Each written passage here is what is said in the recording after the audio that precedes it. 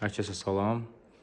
Bugün təmirdə MacBook Air M2 2023 modelidir.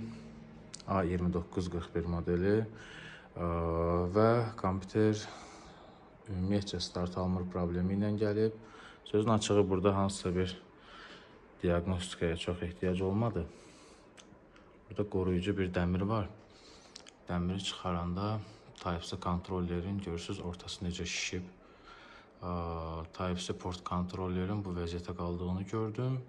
Sadəcə burada bir məsələ var ki, Type-C kontroller hər iki tərəfindən bu qoruyucu hissəni görürsünüz altında qalıb, qoruyucu dəmirin. Onu oradan düzgün şəkildə kəsib çıxardıb, sonra da yenisini əvəz eləyib, kompüteri təmir eləyəcəyik. İndi isə davam edirik. Deməli belə, gördüyünüz kimi bu hissəni tamamilə kəsdim, çıxardım. Baxın. Baxın. Görürsünüz necə qopub Type-C kontroller. Artıq burada rahat iş görə biləcəm. Və təmirdən sonra belə deyək, əslində buranın olmamağı o qədər problemli bir şey deyil.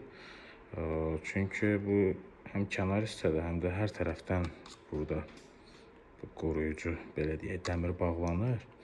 Sadəcə işin səliqəsini itirməmək üçün çalışacağım yeni Type-C kontrolleri qoyandan sonra bu hissəni də yerinə yerləşdirim. Və belə gördüyünüz kimi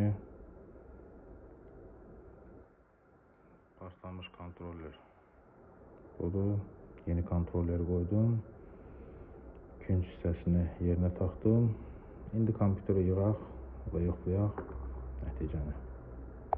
Kompüteri yığdım. Görürsünüz, bu şəkildə